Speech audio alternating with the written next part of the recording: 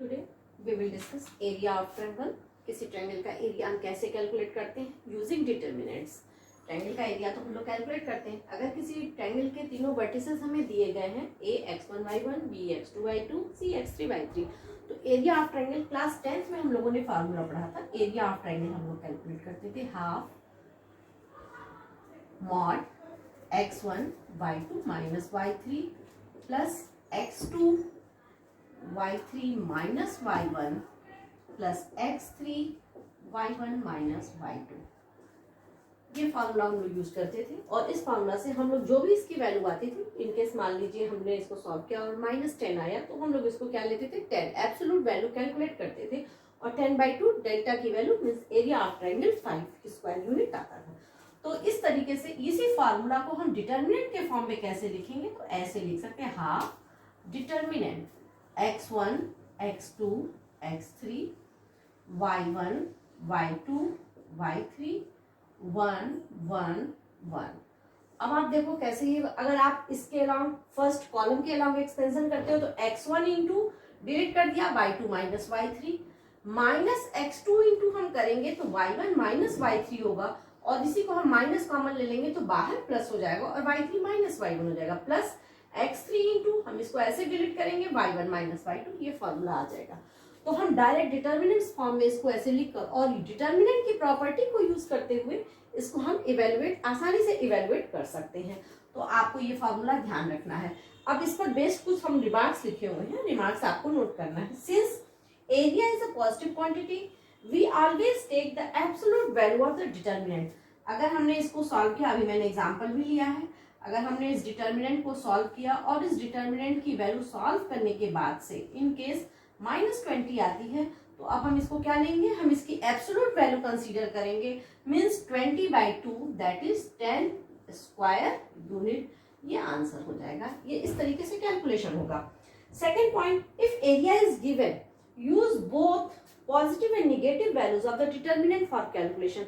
अगर किसी क्वेश्चन में एरिया दिया है, यहाँ तो हमने एरिया निकाला तो -20 आया, हमने इसको 10 स्क्वायर यूनिट लिख दिया, -20 को हमने +20 कंसीडर कर लिया। लेकिन अगर कह रहा है कि कहीं आपको एरिया दिया है और कोई एक मिसिंग है, जैसे यहाँ ये अननोन है और एरिया आपको 5 स्क्वायर यूनिट दिया है, ये पॉइंट निकालना है, ऐसे कंडीशन में हम एरिया को +5 भी कंसीडर करके सॉल्व करेंगे और -5 भी कंसीडर करेंगे, क्योंकि अब ये 20 अगर यहाँ पर 20 वैल्यू आती सॉल्व करने पर तो भी हमारा आंसर 10 स्क्वायर यूनिट आता और -20 आता है तो भी हमारा आंसर 10 स्क्वायर यूनिट आ रहा है। तो हम कौन सा सही है ये हमें नहीं मालूम, इसलिए हम पॉजिटिव और निगेटिव दोनों को कंसीडर करते हैं। ये रिमार्क। थर्ड है the area of the triangle formed by 3 collinear points is 0। अगर किसी ट्रायंगल के 3 पॉइंट्स कोलिनियर हैं तो उनसे उस ट्रायंगल का एरिया क्या होगा, 0 होगा। तो कोलिनियरिटी प्रूफ करने के लिए आपको क्या प्रूफ करना है, एरिया ऑफ ट्रायंगल 0 प्रूफ कर देना है। और अब आप इसको नोट कर लीजिए, रिमार्क्स इसके नोट कर लीजिए और ये क्वेश्चन आप इसी तरीके से सॉल्व करेंगे। Now question number 5 of exercise 4.3, if area of the triangle is 35 square unit, area of triangle दिया हुआ है with vertices 2 -6 5 4 and K4, then find the value of K। आपको K की वैल्यू इवेलुएट करनी है। ये फार्मूला हमने लिखा हुआ है डिटर्मिनेंट्स का। यहाँ पर x1 y1 आपको दिया हुआ है 2 - 6, आप लिखना चाहो तो इसमें अलग से लिख सकते हो या ऐसे डायरेक्ट इसमें सब्स्टिट्यूट कर देना। अब यहाँ पर हम लोग उस रिमार्क को ध्यान देंगे, हमने कहा था if area is given then use positive and negative both values.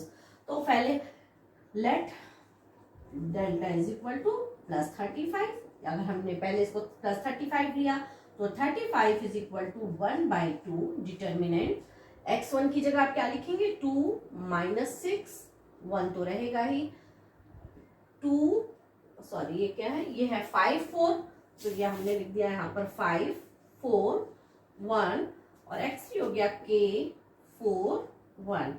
अब आप इसको सॉल्व कीजिए तो 35 × 2 क्या हो गया, ये 70 हो गया इज इक्वल टू डिटर्मिनेंट। अब डिटर्मिनेंट को कैसे हम एक्सपेंड करेंगे, 2 × 4 - 4,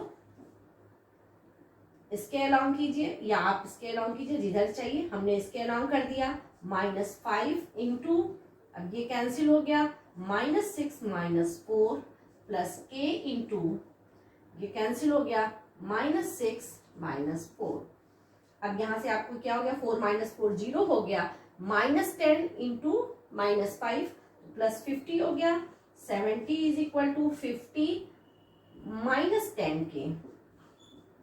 अब यहाँ से आप इसको सॉल्व कीजिए, तो 20 = -10k, k क्या हो जाएगा, -20/-10 दैट इज -2, k की एक वैल्यू आ गई -2। अब आपको हमने कहा जब भी एरिया दिया है तो ये पॉसिबल है कि ये +35 हो या -35 हो, क्योंकि हमने तो एब्सोल्यूट वैल्यू में एरिया लिखा है। तो अब हम यहाँ क्या consider, now delta is equal to -35। अब आप -35 लेकर सॉल्व करो, तो -35 इज इक्वल टू 1/2। अब आप डिटर्मिनेंट वही हमको लिखना है, 6 1 5 4 1 k 4 1। अब आप इसको सॉल्व करोगे तो ये -70 इज इक्वल टू, देखिए आपका सिंप्लीफिकेशन बिल्कुल ये सेम रहेगा, तो यही आ जाएगा। हम इसी को यहाँ लिख ले रहे हैं 50 - 10k, देखिए क्योंकि हमने ये इसको सॉल्व किया है, ये उसी तरीके से सॉल्व होगा, सिर्फ ये इधर ट्रांसफर हुआ है तो माइनस हो गया। अब आप इसको ट्रांसफर कीजिए, -70 - 50 is equal to -10k, k is equal to हो जाएगा -120/-10 दैट इज 12। तो k की दो possible value I, k will be 12 and -2। तो अगर एरिया दिया रहेगा तो आप इस तरीके से कैलकुलेट करोगे। अब इसी तरह आप एक्सरसाइज के बाकी क्वेश्चन, कुछ क्वेश्चंस में आपको कोलिनियरिटी प्रूफ करनी है, तो आप डेल्टा को कैलकुलेट करोगे, आप ऐसे ही वैल्यू पुट करोगे, तो यहाँ पर डेल्टा की वैल्यू 0 आ जाएगी, means 3 points are collinear. Now solve exercise 4.3। Now next topic, minors and cofactors. हमको माइनर्स और कोफैक्टर्स पढ़ना है, ये डिटरमिनेंट का बहुत ही इंपॉर्टेंट पार्ट है। डेफिनेशन है माइनर्स की, minor of an element aij of a determinant in the determinant obtained by deleting its ith row and jth column in which aij lies and denoted by mij। आपको इसे clear हो जाना चाहिए कि किसी element का minor of an element, हम किसी डिटर्मिनेंट में हर एलिमेंट का, इसका मतलब डिटर्मिनेंट्स में जितने भी एलिमेंट हैं उन एलिमेंट्स का हम माइनर कैलकुलेट कर सकते हैं। तो minor of an element aij of the determinant कैसे कैलकुलेट होता है, in the determinant obtained by deleting its ith row and jth column. For example अब हम एक जनरल डिटर्मिनेंट यहाँ लिख रहे हैं, डिटर्मिनेंट हमने लिख लिया a11 a12 a13 a21 a22 a23 a31 a32 a33। हाँ, अब आप डिफिनीशन के अकॉर्डिंग कह रहा है कि अगर aij हम निकालना है, किसी एलिमेंट का aij का माइनर कैलकुलेट करना है, तो आप कंसीडर कर लीजिए, मान लीजिए आपको a23 का माइनर कैलकुलेट करना है, मींस माइनर ऑफ a23 क्या हो जाएगा, इसको रिप्रेजेंट कैसे करते हैं, yij मींस m23 लिखेंगे और इसकी वैल्यू क्या होगी, इस ith रो और jth कॉलम से पास होने वाले रो और कॉलम को डिलीट कर देंगे। Determinants obtained by deleting its ith row and jth column in which aij lies. इसको डिलीट करने के बाद से जो डिटर्मिनेंट बचेगा उसी को हम माइनर ऑफ दैट एलिमेंट कहते हैं। तो इस रो से पास होने वाले कॉलम और रो को आप डिलीट कीजिए तो आपको क्या बच जाएगा। अब आप ये देखिए, ये बचेगा a11 a12 a31 a32। अब कैलकुलेट करोगे तो आप कोई ना कोई इस डिटर्मिनेंट की वैल्यू आएगी, वही माइनर ऑफ a23 होगा। तो इसका मतलब अगर इसमें 9 एलिमेंट्स हैं इस डिटर्मिनेंट में, तो हमारे पास 9 माइनर्स होंगे, हम हर एलिमेंट का अलग अलग माइनर कैलकुलेट कर सकते हैं। अगर हमने आपसे कह दिया m32 कैलकुलेट कीजिए, sorry m31 means minor of a31। अब आप यहाँ लिख सकते हो अपने आप, minor of a31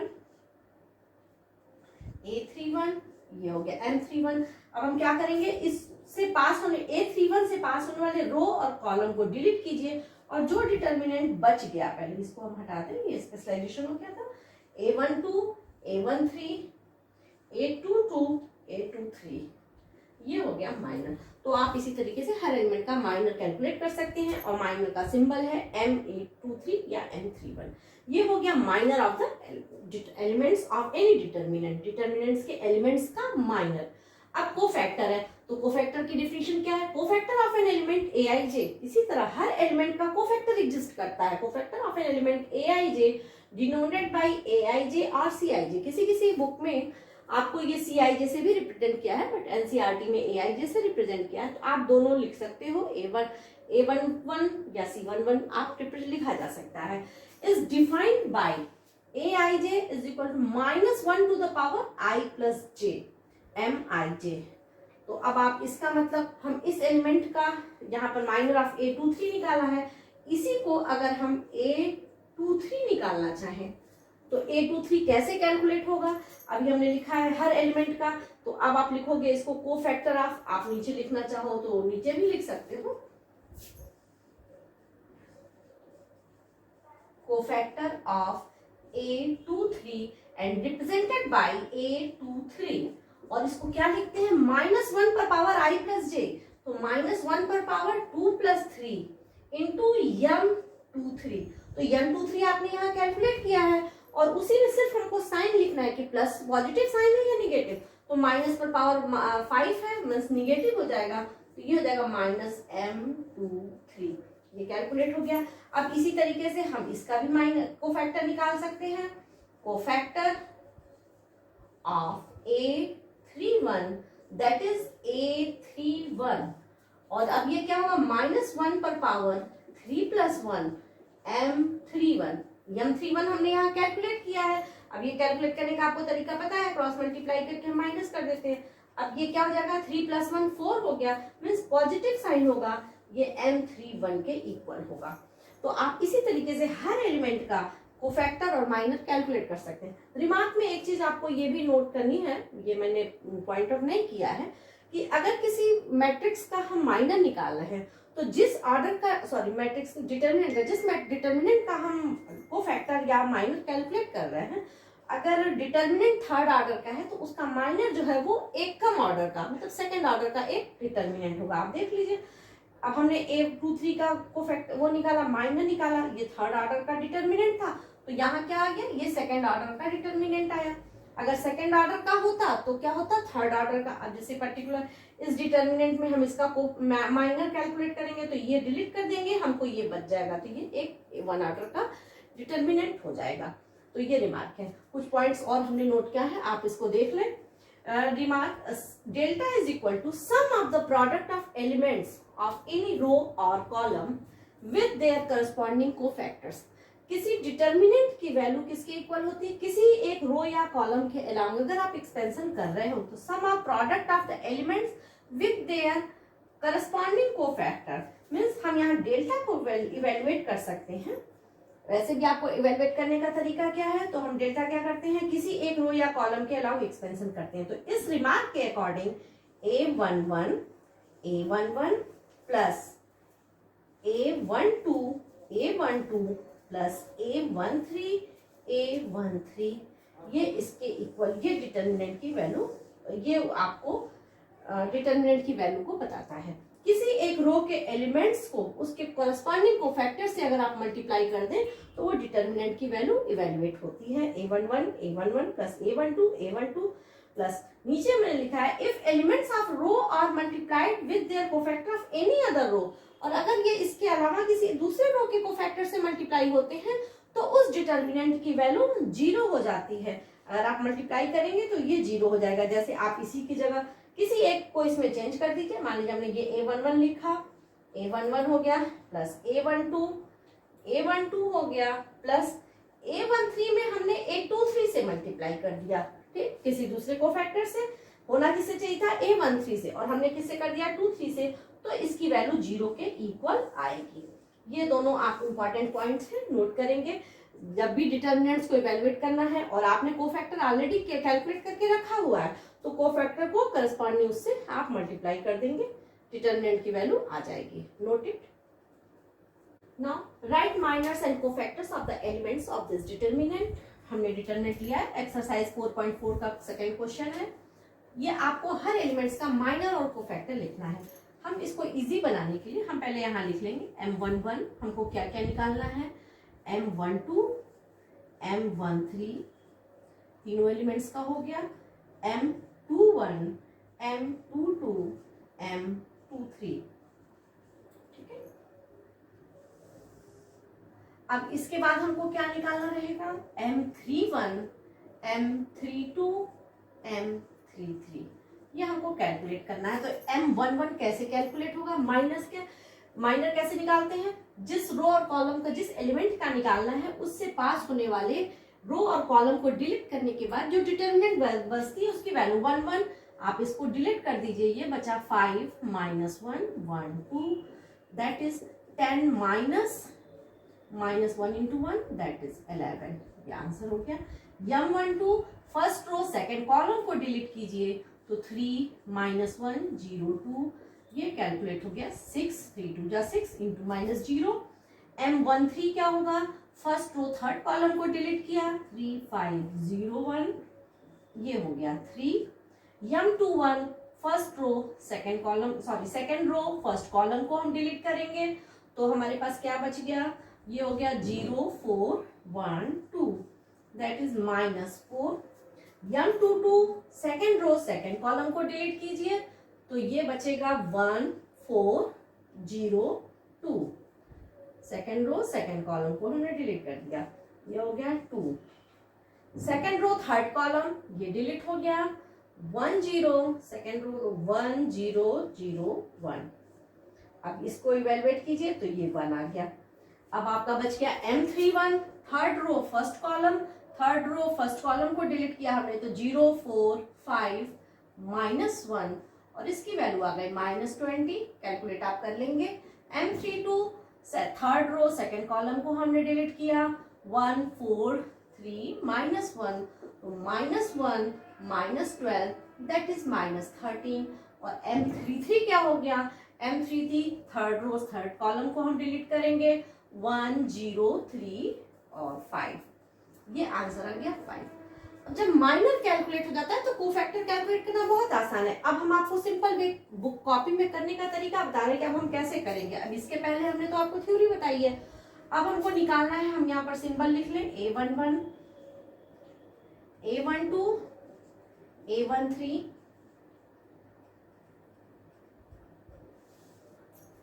A21 A22 A23 A31 A32 A33। अब देखिए हमने ये नोट कर लिया हमको क्या निकालना है। अब साइन हमने बताया था -1 पर पावर i + j, तो हम सीधे यहाँ पर 1 + 1 है, तो 1 + 1 यहाँ पॉजिटिव साइन आएगा, मतलब +M11 हमें लिखना है, यहाँ 1 और 2 निगेटिव साइन आ जाएगा, -M12 लिखना है, यहाँ +M13 लिखना है। बस अब आप यहाँ साइन लिख लीजिए, यहाँ 2 और 1 3 है, तो निगेटिव साइन, जहाँ ऑड नंबर आया वहाँ निगेटिव साइन, और जहाँ इवन आया वहाँ पॉजिटिव साइन। ये हो जाएगा +M22, ये हो जाएगा -M23, ये हो जाएगा +M31, ये हो जाएगा -M32, और ये हो जाएगा +M33। अब हमने M11 M22 कैलकुलेट किया है, तो देखिए इसका क्या है, ये 11 है, तो ये भी आपका 11 हो गया। ये 6 है, विथ नेगेटिव साइन हो जाएगा, तो -6 हो गया। यहाँ 3 है और विथ पॉजिटिव साइन, तो 3 ही रहेगा। A21 -4 है, और यहाँ ऑलरेडी माइनस है, तो -4 मतलब ये +4 हो गया।